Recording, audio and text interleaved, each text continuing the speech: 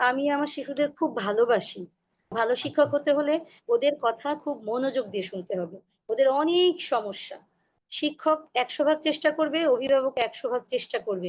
যদি নিজে মানসম্মত জীবনযাপন করতে না পারি, আমি আমার শিক্ষার্থীকে কি করে আ উন্নত জীবনযাপনের স্বপ্ন দর্শনে উদ্বুদ্ধ করব? স্বাগত জানাচ্ছি আপনাদের লার্নিং প্ল্যাটফর্ম লার্নিং ফর ডেভেলপমেন্টের নিয়মিত আয়োজন শিক্ষালাপে। যথারীতি সঞ্চালক হিসেবে থাকব আমি সুদেব কুমার বিশ্বাস, দীর্ঘ ২১ বছর শিক্ষা, শিশু বিকাশ এবং পেরেন্টিং এর অভিজ্ঞতা নিয়ে।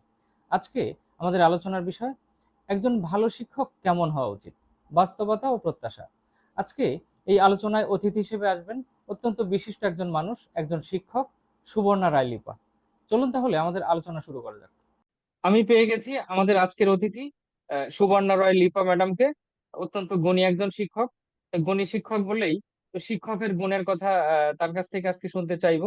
আমাদের আজকের আলোচনার বিষয় হলো একজন ভালো শিক্ষক কেমন হওয়া উচিত, বাস্তবতা ও প্রত্যাশা। তো লিপা ম্যাডাম, প্রথমে যদি আপনাকে একটু অনুরোধ করি, আপনার পরিচয়টা যদি একটু দিতেন। ধন্যবাদ। আমি সুবর্ণা রায় লিপা।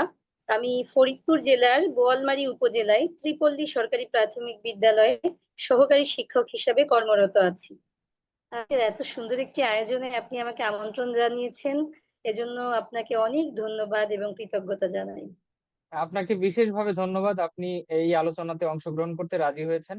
তো আমরা খুব সুন্দর একটি আলোচনা করব বলে আমি আশা করছি, এবং আপনি আপনার দৃষ্টিকোণ থেকে মানে শিক্ষকের দৃষ্টিকোণ থেকে বিষয়গুলো তুলে আনবেন। মানে আমরা আসলে একটু আড্ডা দিব একসাথে, শিক্ষা নিয়ে আলোচনা করব। আপনার কাছ থেকে বেশি শুনতে চাইবো, আপনি তো বলবেন, আমি শুধু প্রশ্ন করব, হয়তো প্রসঙ্গক্রমে কিছু কিছু বলতে পারি, কিন্তু মূল আলোচনায় আপনিই অংশগ্রহণ করবেন, আপনিই কন্ট্রিবিউট করবেন। তো সেখান থেকেই যদি একেবারে শুরু থেকে শুরু করি, যে এই যে আমাদের আজকের যে বিষয় একজন ভালো শিক্ষক আসলে কেমন হওয়া উচিত। তা আপনি তো আপনার কর্মকাণ্ড আমি যা দেখি, আপনাকে আমি যতটুকু চিনি তাতে নিঃসন্দেহে আপনি একজন ভালো শিক্ষক, সেই সুনাম আপনার আছে। তো এই যে শ্রেষ্ঠ শিক্ষক পদক বিভিন্ন সময় বা বছরে একবার বিভিন্ন সময় না, শিক্ষক শ্রেষ্ঠ শিক্ষকের পদক দেওয়া হয়। তো আপনি শ্রেষ্ঠ শিক্ষক বেশ কয়েকবার হয়েছেন উপজেলাতে, জেলাতেও বোধহয় না। এই বিষয়টা একটু বলবেন। হ্যাঁ, আমি ২০১৯ এবং ২০২২ সালে ফরিদপুর জেলার শ্রেষ্ঠ সহকারী শিক্ষক মহিলা নির্বাচিত হয়েছি। আচ্ছা, বাহ, খুব ভালো, খুব ভালো। এবং আপনি খুবই আপনি অনেক রকমের ভিডিও করেন, ক্লাসরুমের ভিডিও বিশেষ করে, সেটা আমি দেখি। আর আমি দেখি এবং আমি মুগ্ধ হই, সোজা কথা। আপনি অনেক ভালো ভালো অ্যাক্টিভিটি করেন ক্লাসের মধ্যে।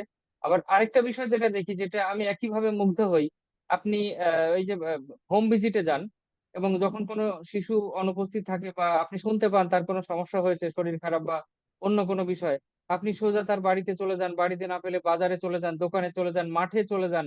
তো এই যে হোম ভিজিট করেন এবং তাদের কাছে গিয়ে খুব আন্তরিকভাবে তাদের সাথে কথা বলেন এবং স্কুলে ফেরত আনার জন্য ভীষণভাবে চেষ্টা করেন। এই বিষয়গুলো দেখি এবং খুব ভালো লাগে।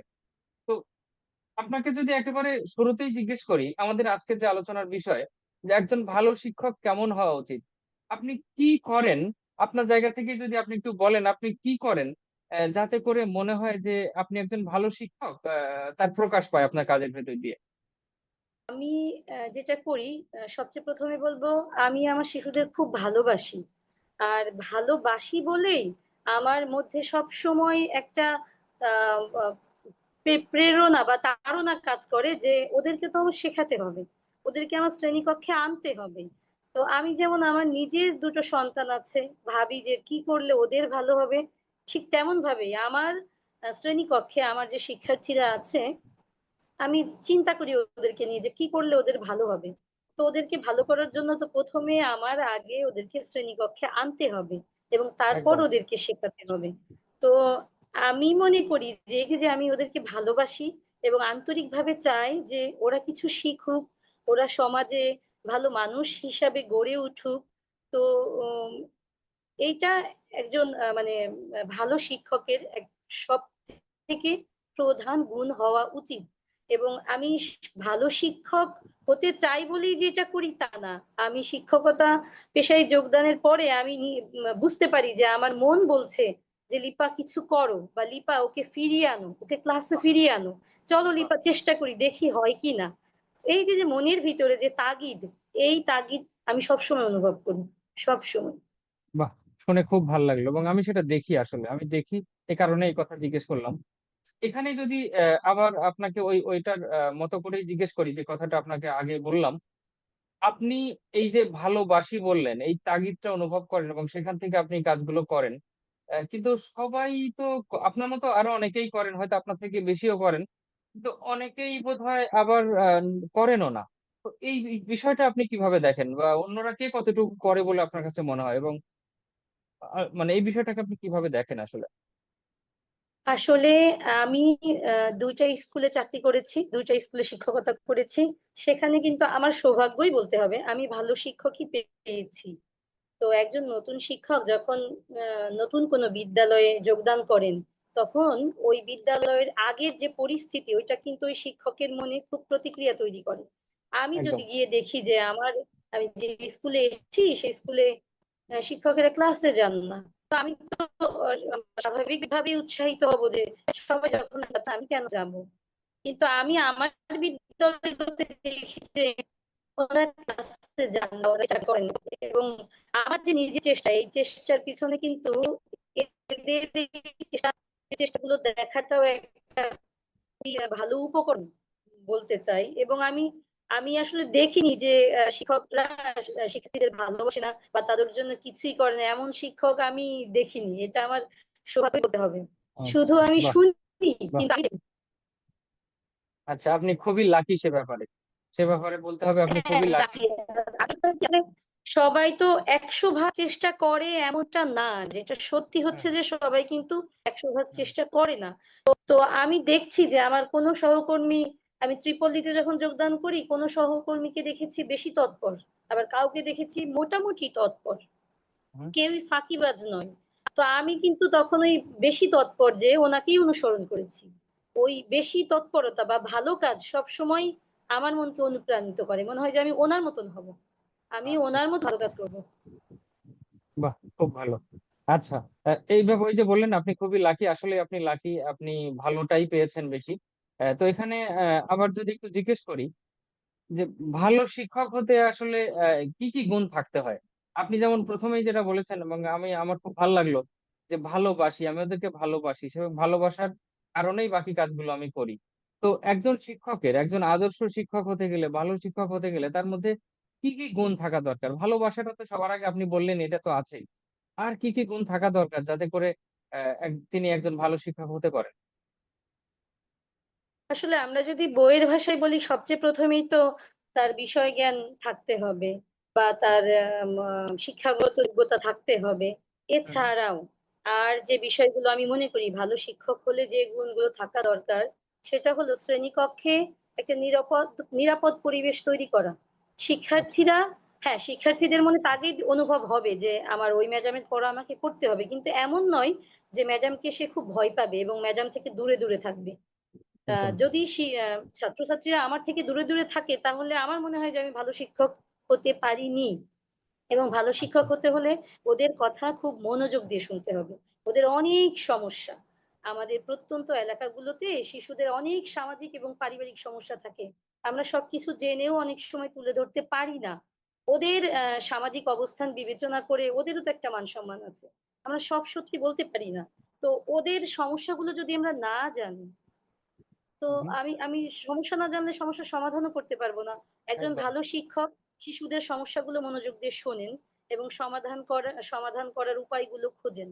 এবং আমার ভালো শিক্ষক অবশ্যই শুধুই বই পড়াবে না, ভিন্ন কিছু বলবে, যাতে তার ছাত্রছাত্রীরা চিন্তা করতে শেখে, প্রশ্ন করতে শেখে।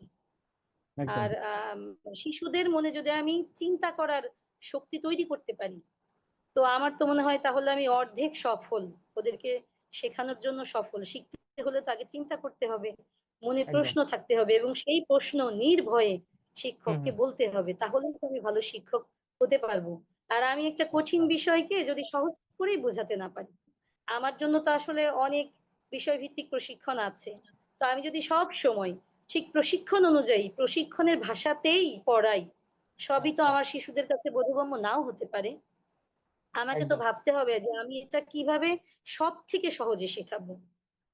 আর আরেকটা ব্যাপার হচ্ছে, আমাকে অবশ্যই ভালো শিক্ষক হতে হলে আমি নিজেকে দিয়েই বলছি, ভালো শিক্ষক হতে হলে শিশুদের শিশু মনোবিজ্ঞানী হতে হবে। আমি ওকে। যেমন আমার সন্তানের জন্য একজন ছোটখাটো বিজ্ঞানী, শিক্ষার্থীদের সাথে গল্প করতে হবে, আমি শুধু পড়াবোই না, আমি হুম ওদের হুম। সঙ্গে খুব গল্প করব। এমনও আছে যে আমি নির্বাচন করব যে আমার পাঠে এই শিশুদের, নির্দিষ্টভাবে এই শিশুদের সমস্যা, তো তখন আমার ওদেরকে কাছে টানতে হবে, ওদের সাথে একদম। গল্প করতে হবে, ওদের অনুভূতি সম্পর্কে জানতে হবে। আচ্ছা। আরো তো আপনি, ভালো শিক্ষক হতে গেলে আসলে হ্যাঁ আমরা, হ্যাঁ, আরো আরো তো অনেক কিছুই হ্যাঁ, আছে, এবং আপনার হয়তো আস্তে আস্তে মনে পড়বে বা অনেক আমরা কিছুই আলোচনা আছে। সেইগুলোতে যাব। এখানে আপনি বেশ কয়েকটা গুরুত্বপূর্ণ পয়েন্ট উল্লেখ করেছেন। তার মধ্যে একটি হলো শিশুদের বাস্তবতাটা আপনি খানিকটা তুলে ধরেছেন, এবং আপনি এটাও বলছিলেন যে তাদের সব কথা আমরা বলতে পারি না। এখানে একটা বিষয়, সেটা হলো আপনি স্কুল থেকে যেভাবেই আপনি দেন না কেন, আপনার সব শিক্ষার্থী কি সেটা সমানভাবে গ্রহণ করতে পারে? বাস্তবতা বলে হয়তো পারে না। অ্যা আপনি তাই বলবেন কিনা জানি না। যদি ভিন্ন মত থাকে আপনি অবশ্যই বলবেন। তো যদি না পারে, তাহলে সব শিশুই যেন স্কুলে এসে তারা কিছু শিখতে পারে। কেউ যেন বঞ্চিত না হয়। সবাই যেন কিছু না কিছু পায়। তো সেইটা নিশ্চিত করার জন্য আপনি কি করেন? বা আপনি যদি বলতে চান সেটা নিশ্চিত করার জন্য কি করা যায়? অথবা যদি এমন হয় যে ওটা নিশ্চিত করা সম্ভব হচ্ছে না, তাহলে কেন সম্ভব হচ্ছে না? এই বিষয়টা কি একটু বলবেন? সব শিশু শিক্ষা গ্রহণ করতে পারে না, বা আমি যেটা ওকে শেখাতে চাচ্ছি সবাই সমানভাবে হুম। শিখতে পারে না, এটা একটা হ্যাঁ, ধ্রুব হ্যাঁ। সত্য। এবং আমরা অনেক ধরনের পদক্ষেপ নিই ওদেরকে শেখানোর জন্য। আমি যেটা করি, ওই যে বললাম যে আমি যে শিশুদেরকে আলাদা করে নির্বাচন করি, ওদের কথা শুনি, বা আমার যখন বিরতি থাকে, বিরতির সময়ে বোঝানোর চেষ্টা করি যে তুমি কোথায় বুঝতে পারছো না আমাকে বলো, অভয় দিয়ে বোঝানোর চেষ্টা করি। হুম, হুম। তারপরেও স্কুল বাদেও বাড়িতে তো একটা অংশ থাকে, মানে বাড়িতে গিয়ে চর্চার একটা বিষয় থাকে। তো ওইখানে যাদের ঘাটতি থাকে, যাদের বাবা মা কোনো সহযোগিতাই করতে পারে না তাদের পড়াশোনার ব্যাপারে, বা নিয়মিত যে পড়তে বসতে হবে এই ব্যাপারে যারা শৃঙ্খলা শেখাতে পারে না, তো তাদের সবাইকে 100 ভাগ শেখানো আসলে সম্ভব না। সম্ভব না, কারণ শিক্ষকের চেষ্টার পাশাপাশি অভিভাবকের চেষ্টাটাও থাকতে হবে। শিক্ষক 100 ভাগ চেষ্টা করবে, অভিভাবক 100 ভাগ চেষ্টা করবে, তারপরই না শিক্ষার্থী সেটা ভালোভাবে গ্রহণ করবে বা গ্রহণ করার চেষ্টা শুরু করবে। ওকে। আচ্ছা, তার মানে আপনার কথা থেকে যে জিনিসটা বুঝতে পারলাম, সেটা হলো শিক্ষার্থীরা যারা ভালো করে তাদের পারিবারিকভাবে তাদের একটু সাপোর্টের ব্যবস্থা আছে। আর যারা ভালো করে না তাদের ওই সাপোর্টটা নেই। তার মানে বাস্তবতা তো হ্যাঁ, এখানেই দাঁড়াচ্ছে যে বাংলাদেশে লিটারেসি রেট হলো এখন বোধহয় 75 না 76%। আসলে পড়তে পারে এরকম জনগোষ্ঠীর সংখ্যা হয়তো 50% এর বেশি হবে না। তো সেক্ষেত্রে আমি যেদিকেই যাই না কেন, বিশেষ করে গ্রামাঞ্চলে প্রত্যেক স্কুলে যদি প্রতি 100 জন শিশুর মধ্যে আমি তো 50 জন অন্তত পাবো যারা ওরকম দরিদ্র পরিবার থেকে আসে এবং মা বাবা পড়াশোনা জানেন না বা পড়তে পারেন না। তার মানে বাড়িতে সহযোগিতা করার মতো কেউ নেই, এরকম তো প্রায় অর্ধেক শিশু আমি পাবো। তাহলে কি বিদ্যালয়েই এমন ব্যবস্থা করা দরকার নয়, যাতে করে আমরা যদি ধরি, আমরা তো বুঝতেই পারছি যে বাড়ি থেকে সাপোর্ট করার মতো আসলে ওরকম অবস্থাই নেই। সেক্ষেত্রে ওদের একমাত্র অবলম্বন হলো স্কুল। তাহলে এটা কি বাস্তবে সম্ভব যে স্কুল থেকেই আমরা সামগ্রিক ব্যবস্থা করব, যাতে করে বাড়ি থেকে কোনো সহযোগিতা না করলেও ওরা ভালো শিখতে পারে? কারণ আমরা তো জানতেই পারছি যে 80 ভাগ শিশুর বাস্তবতা এরকম যে বাড়ি থেকে তারা কোনো সহযোগিতা পাবে না। তো এটাকে কিভাবে তাহলে এই বিষয়টাকে কিভাবে সমাধান করা, এই সমস্যার সমাধান তাহলে কিভাবে হতে পারে? আমার তো মনে হয় যে সেরকম যদি হয় তাহলে তো শিক্ষককেই প্রধান দায়িত্ব পালন করতে হবে। মানে কারিকুলাম যেমনই হোক বা হুম, হুম, পাঠদান পদ্ধতি যেমনই হোক, এই চেষ্টা তো শিক্ষককেই করতে হবে স্কুলে। হুম, তো সেক্ষেত্রে তো আরো বড় বাধা যেটা, আমার এবং আমার মতন অনেক শিক্ষকের সারাদিন একটা মাত্র বিরতি। হুম, হুম। তো যখন এই সারাদিন একটা মাত্র বিরতি হয়, তখন তো আমি নিজেই আসলে মানসিকভাবে একসময় বিপর্যস্ত হয়ে পড়ি ক্লাস নিতে নিতে। তো তখন এদেরকে যে নিবিড়, এদের জন্য যে একটা নিবিড় ব্যবস্থা, নিবিড় পাঠদানের ব্যবস্থা বা নিবিড় যত্নের ব্যবস্থা আমাকে করতে হবে, সেই এনার্জি তো আমার আসলে থাকে না। যদি সত্যের খাতিরে সত্য বলি, তাহলে আমার ক্লাস সংখ্যা আরো কমাতে হবে। আমার মতো প্রতিটা শিক্ষকেরই ক্লাসের সংখ্যা আরো কমাতে হবে। প্রতিটা বিদ্যালয়ে আরো শিক্ষক আম, আহ, নিযুক্ত করতে হবে। মানে আচ্ছা। আমাদের যে সাধারণত আমরা বলি যে 1:40 আমাদের ধরা হয় শিক্ষক শিক্ষার্থী অনুপাত। তো হুম হুম। হ্যাঁ, ধরে নিলাম যে 1:40 সব ঠিক আছে, কিন্তু একজন শিক্ষক সারা দিনে 8টা ক্লাস এবং একটা বিরতি নিয়ে কিভাবে তার পক্ষে সম্ভব পিছিয়ে পড়া শিক্ষার্থীদেরকে নিবিড় যত্ন নিয়ে কিছু শেখানো? আচ্ছা, আপনার ক্ষেত্রে কি হয় বিষয়টা? আপনি আহ, আমি বলবো যে সম্ভব, আপনি যেটা বলেছেন সেটা সম্ভব, বিদ্যালয়ে সম্ভব, কিন্তু হুম হুম। সেক্ষেত্রে আমাকে যথেষ্ট আমার সময় থাকতে হবে বা আমার ক্লাস আরো ওকে। কমাতে হবে, যাতে আমার মাথা আচ্ছা। আরো একটু চাপ মুক্ত থাকে এদের জন্য। হুম। আচ্ছা, কিন্তু বর্তমান বাস্তবতায় যেখানে আপনার সারা দিনে মানে স্কুল টাইমে মানে একটু মাত্র বিরতি, আধা ঘন্টার জন্য বোধহয় একটা বিরতি পাচ্ছেন, এছাড়া আগে পরে একটানা ক্লাস, সেক্ষেত্রে আপনি কিভাবে এই বিষয়টাকে সামাল দিচ্ছেন? মানে আপনার ক্ষেত্রে যেহেতু বাস্তবতা হলো 80% শিক্ষার্থী আসে ওরকম পরিবার থেকে, এবং আপনার ওই ওই ওই বিরতি সময়টা আধা ঘন্টায় আপনার জন্য তো বেশি দেওয়া হয়নি, তাহলে আপনার শিক্ষার্থীদের কি অবস্থা? এখানেও কি 80% শিশু পিছিয়ে থাকছে, নাকি আপনি বিশেষ কোনো ব্যবস্থা অন্য কোনো ভাবে নিতে পারছেন? বিশেষ ব্যবস্থা বলতে বিরতি আধা ঘন্টা নয়, বিরতি হচ্ছে 40 মিনিট, মানে আচ্ছা খাবারের আচ্ছা। বিরতির কথা আমি বলিনি, হ্যাঁ এমনি হ্যাঁ। বিরতি মানে ক্লাস অফ তখন। তো ওকে। আমি ঠিক সময় আমাদের যে বসাই শিক্ষকদের, আমি ওদেরকে আলাদা করে দল করেছি এবং ওদেরকে ডেকে নিয়ে আসি, আমার খুব কাছে ওদেরকে বসাই, আমার হুম। ডানে বামে, আমার সামনে ওদেরকে বসাই। উম, আহ, তারপর ওদেরকে চেষ্টা করি যে ওরা যতটুকু পিছিয়ে গেছে যদি একটু আগাতে পারি, ওদেরকে একটু শেখাতে পারি। সেক্ষেত্রে আমার বিশ্রামের সময়টুকু বিরতিতে তো একটু হলেও আমার মাথাটা বিশ্রামে থাকে, সেই বিশ্রামটুকু নষ্ট হয়ে গেছে, ওকে। সেটা আর নেই। আচ্ছা আচ্ছা। তার মানে আপনি আপনার যে বিরতির সময়, আপনার বিশ্রামের সময়, সেই সময়টা খানিকটা স্যাক্রিফাইস করে আপনি ওদেরকে সাহায্য করার চেষ্টা করছেন। আচ্ছা। হ্যাঁ, আর চেষ্টা করছি। বুঝতে পারছি, তাহলে এইটা আরেকটা বাস্তবতা। তো আমরা যেহেতু বাস্তবতা এবং প্রত্যাশায় দুই বিষয়টা, দুইটা বিষয় নিয়ে আলোচনা করব, তো সেক্ষেত্রে বাস্তবতার মধ্যে আমরা অনেকখানি ঢুকে গেছি। বাস্তবতা বলতে সেখানে সমস্যাটাই বেশি। তো এখানে আমার নিজের অবজারভেশনের সাথে আপনার অবজারভেশন মিলে যাচ্ছে, বরং আপনারটা আরো আরো আরো ডিপ আর কি। সেটা হলো, আচ্ছা তাহলে এখন বাস্তবতা হলো, আহ, আমরা যদি পৃথিবীর শ্রেষ্ঠ কারিকুলাম বানাই, আমরা যদি পৃথিবীর শ্রেষ্ঠ আহ, শিক্ষক নিয়োগ দিই, বা আমাদের শিক্ষক প্রশিক্ষণের মান পৃথিবীর মধ্যে প্রায় শ্রেষ্ঠ বা শ্রেষ্ঠ, সব শ্রেষ্ঠ হওয়ার পরে আমাদের পাঠ্য বই শ্রেষ্ঠ, সব শ্রেষ্ঠ হওয়ার পরেও যদি আমাদের সন্তানেরা এরকম দরিদ্র পরিবার থেকে আসে, মা বাবা পড়াশোনা জানেন না, বাড়িতে তাদের কোনো রকম সহযোগিতা নেই, এবং আপনি যেটা বললেন যে শুধু স্কুল থেকে করলে সম্ভব না, বাড়ি থেকে সেই সহযোগিতা লাগবে, তার মানে আমার দেশে সবই যদি শ্রেষ্ঠ হয়, তারপরেও কি আমরা শিশুদেরকে যেভাবে শেখাতে চাচ্ছি সবাই যেন শিখতে পারে, সবাই যেন প্রান্তিক যোগ্যতা অর্জন করতে পারে, এই লক্ষ্য কি আমাদের পূরণ হবে যদি আমাদের সব কিছু শ্রেষ্ঠ হয়? হ্যাঁ, যদি সবকিছু শ্রেষ্ঠ হয় এবং শিক্ষককে যথেষ্ট সময় দেয়া হয় শিখন ঘাটতি পূরণের জন্য, আলাদা কিছু করার জন্য, হুম হুম। তাহলে আমার মনে হয় এটা খুব বেশি অসম্ভব নয়। সেক্ষেত্রে আমার বিদ্যালয়ে যেমন এখন শিক্ষক সংখ্যা 6 জন, মানে 7 পোস্টের স্কুল, পোস্ট আরো বাড়াতে হবে, আর মানে লোকবল আরো লাগবে আচ্ছা।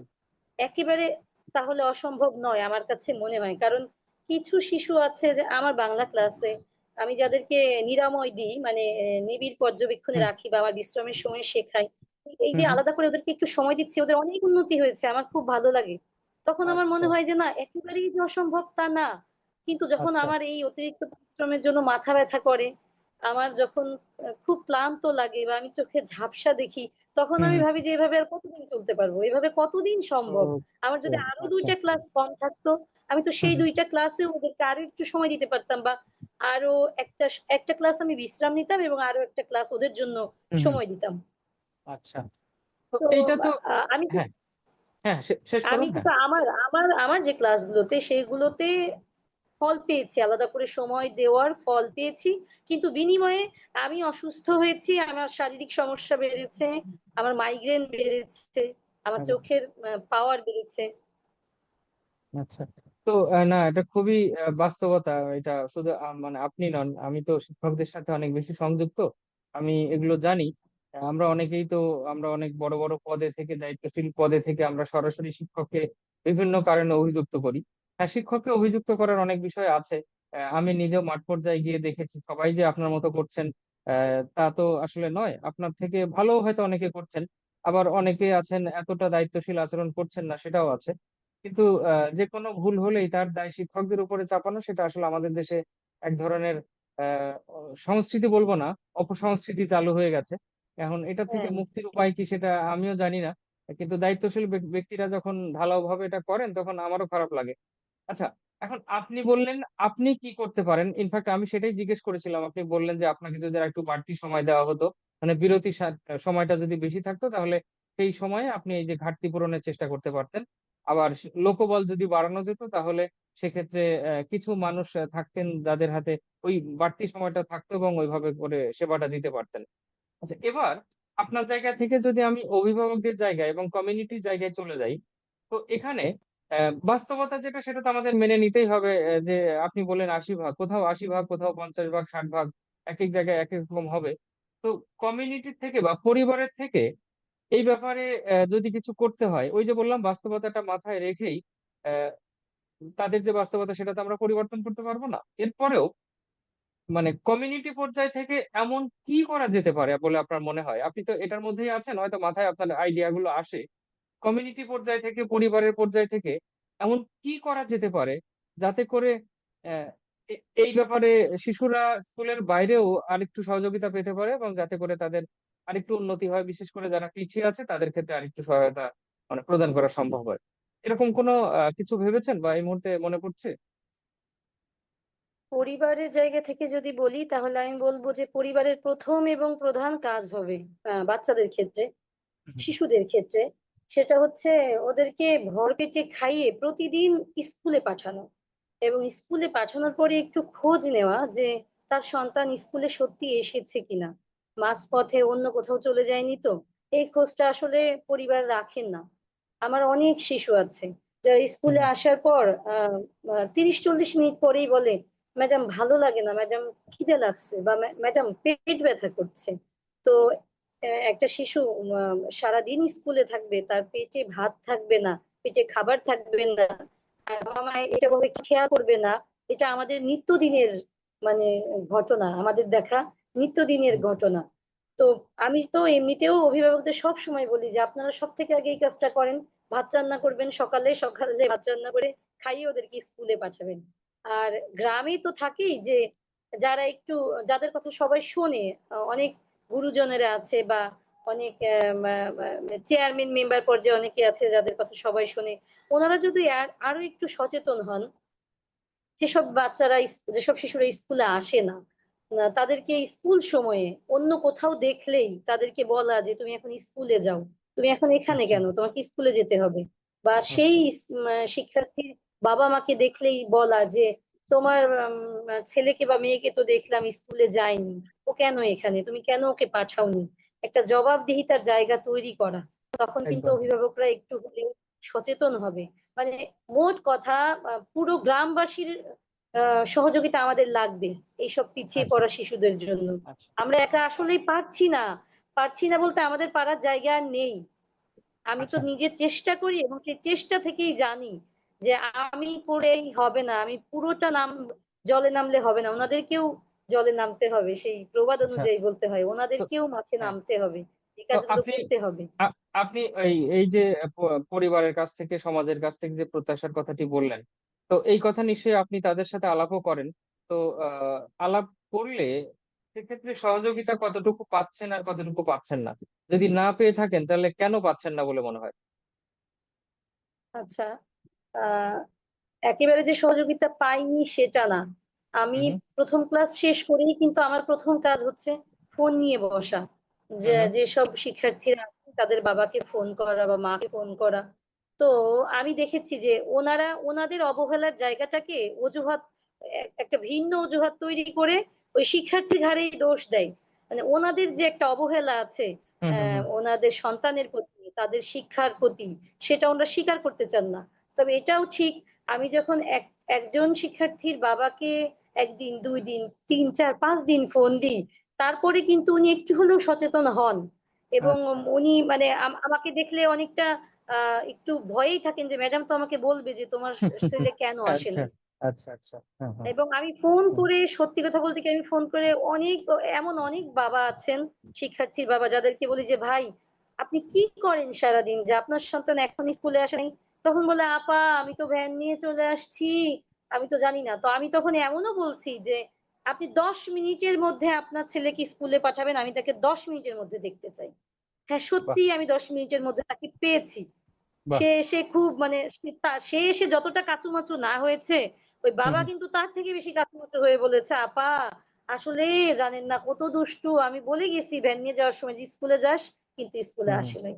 এমনও হয়েছে। আচ্ছা। আবার এমনও দেখেছি যে আমি অনেকবার বলার পরেও অভিভাবকের কোনো হেলদোল নেই, এমনও হুম দেখেছি। হুম, আচ্ছা এখনো আচ্ছা আছেন তারা, আচ্ছা। এটা তারা তো আরেকটা এখনো আছেন। বাস্তবতা। আচ্ছা, তাহলে আমরা এইখানে অনেকখানি আলাপ করলাম এবং আপনার কাছ থেকে খুব ভালো ইনসাইট পেলাম এই বিষয়ে।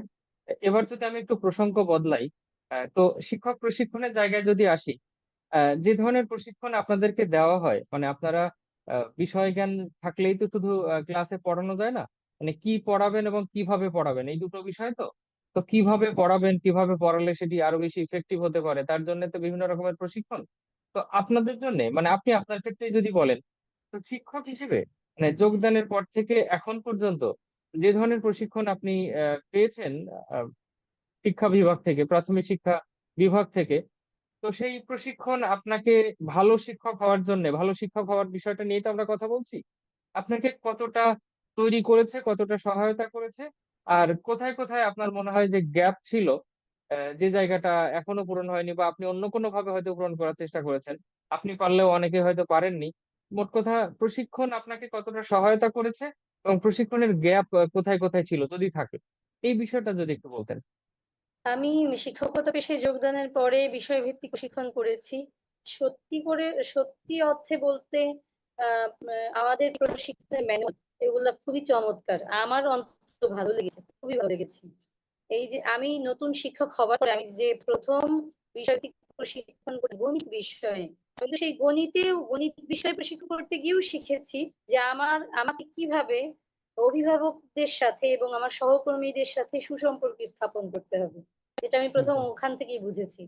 হুম কিন্তু হুম আমার মনে হয়েছে আইসিটি প্রশিক্ষণ করার সময় যে আমাদের আইসিটি প্রশিক্ষণের আহ প্রশিক্ষণটা যদি আরো একটু বিস্তৃত হতো এবং আরো কয়েকদিন বেশি হতো, তাহলে সেটা আমাদের জন্য বেশি ভালো হতো। মানে আইসিটি প্রশিক্ষণের যে বিষয়বস্তু এটা আরো বিশদে প্রশিক্ষণে আমরা শিখতে পারতাম, তাহলে আরো ভালো হতো। আচ্ছা আচ্ছা। আর প্রশিক্ষণ যেগুলো হয়েছে যাবত, আপনি যেগুলো গ্রহণ করেছেন, সেখানে ওই যে বলে না, আমাদের এখনো প্রশিক্ষণ অনেকখানি থিওরিটিক্যাল, মানে কতটা থিওরিটিক্যাল ছিল কতটা প্র্যাকটিক্যাল ছিল, এইটা নিয়ে কিছু বলতে চান? না, প্রশিক্ষণ যে অনেকখানি থিওরিটিক্যাল সেটা কিন্তু নয় এখন। হুম আমি প্রথম দিকে যেমন প্রশিক্ষণ পেতাম, এখন তো তেমন নয়। প্রশিক্ষণও পরিবর্তন হয়েছে। তো এখন তো প্র্যাকটিক্যাল অপশন গুলো আরো বেড়েছে প্রশিক্ষণে। হুম আমরা হুম যখনই যে অপশন, ম্যানুয়ালের যে অপশনটাই শিখছি বা যে কন্টেন্টেই আমরা ওখানে আলোচনা করছি, আলোচনার পরেই কিন্তু ওখানে প্রদর্শনী পাঠ আছে, আমাদের প্রত্যেকটা বিষয়ের সাথে হুম হুম প্রদর্শনী পাঠ থাকে, আমাদেরকে সেগুলো করতে হয়। প্রদর্শনী পাঠের জন্য আমাদেরকে প্রস্তুত করে ওই ম্যানুয়ালের একটা অংশেই। তো হুম হুম এখনো ভাবে আমরা আসলে বলতে যাবো শুধু পুরোটাই বর্ণনামূলক, তা কিন্তু নয়। হুম হুম হুম, আচ্ছা, গুড। আচ্ছা, এরপরেও আপনি প্রশিক্ষণের ব্যাপারে বেশ ভালো বললেন এবং সেটি থেকে আপনি অনেক কিছু শিখেছেন, সেটা মানে বোঝাই যায় আপনার কথা আমি থেকেই। সত্যি আমাদের প্রশিক্ষণগুলো থেকে আমি সত্যি ঋদ্ধ হয়েছি, আমি অনেক কিছু শিখেছি। ওকে ওকে, আচ্ছা। এবার আমি একেবারে শেষ প্রশ্নে চলে আসি। ধরুন একটা একটা কল্পনা করছি আর কি, যে আপনার বাংলাদেশের প্রাথমিক ও গণশিক্ষা মন্ত্রী যিনি আছেন, তার সাথে আপনার একটা সভায় দেখা হওয়ার সুযোগ হয়েছে এবং আপনি কথা বলার সুযোগ পেয়েছেন। তো আপনি মাননীয় শিক্ষা প্রতিমন্ত্রী, প্রাথমিক ও গণশিক্ষা প্রতিমন্ত্রী মহোদয়ের কাছ থেকে আপনি কি প্রত্যাশা করবেন? আপনার কোন প্রত্যাশার কথা বলবেন? আপনাকে যদি আমি তিনটা প্রত্যাশার কথা বলতে বলি, আপনি কি বলবেন, যাতে করে আমাদের প্রাথমিক শিক্ষার যে মান নিয়ে আমরা এত কথা বলি, মান নিয়ে আমরা অনেকটা হতাশা ব্যক্ত করি, সেই জায়গা থেকে কিছুটা হলেও পরিবর্তন আসতে পারে। সমস্যা তো আমাদের আছে, অন্তহীন সমস্যা। তারপরে আপনার প্রধান 3টি দাবি কি হবে যেটা মাননীয় শিক্ষা প্রতিমন্ত্রীর কাছে আপনি বলবেন? মাননীয় মন্ত্রীর সঙ্গে দেখা হলে আমি প্রথমেই বলবো আমাদের প্রাথমিক বিদ্যালয়গুলো সকাল 10টা থেকে শুরু হয়, কারণ আমাদের শিক্ষার্থীরা মাদ্রাসা বা মক্তব থেকে অধিকাংশ সময়ে আসে এবং ওরা প্রথম ক্লাসে দেরি করে আসে। আমি ক্লাসে উপস্থিত থাকি কিন্তু আমার শিশুরা দেরি করে আসে, কারণ সে মাদ্রাসা থেকে এসেছে এবং এই কারণে সময় মতো এই ক্লাস ধরার কারণে সে না খেয়েও আসে। তো আমি বলবো যে সকালটাই স্কুল শুরু হলে আমার জন্য এবং আমার শিক্ষার্থী আমাদের উভয়ের জন্যই খুবই ভালো হয়। আচ্ছা। আর আরেকটি বলবো হচ্ছে, অবশ্যই আমি যদি নিজে মানসম্মত জীবন যাপন করতে না পারি, আমি আমার শিক্ষার্থীকে কি করে উন্নত জীবন যাপনের স্বপ্ন দর্শনে উদ্বুদ্ধ করব। তো আচ্ছা। আমাদের বেতন কাঠামো যাতে আমাদের মানসম্মত জীবন ধারণের জন্য সহায়ক হয়, এই ব্যাপারে যে মাননীয় মন্ত্রী বিবেচনা করেন সেই দাবিটা করবো। এবং আমার তৃতীয় দাবি হবে যে প্রতিটা স্কুলেই আরো অনেক বেশি শিক্ষক নিয়োগ দেওয়ার জন্য, যাতে আমরা আমাদের সন্তান সম শিক্ষার্থীদেরকে যত্ন করার জন্য আরো বেশি সময় পাই। আচ্ছা, বাহ! খুব চমৎকার বললেন। আমি তাৎক্ষণিকভাবে জিজ্ঞেস করেছি, বাট আপনি খুব সুন্দর করে গুছিয়ে 3টা প্রত্যাশার কথা ব্যক্ত করেছেন। কে জানে, হয়তো আপনার এই কথা তার কাছে পৌঁছেও যেতে পারে। তো দেখা যাক কি হয়।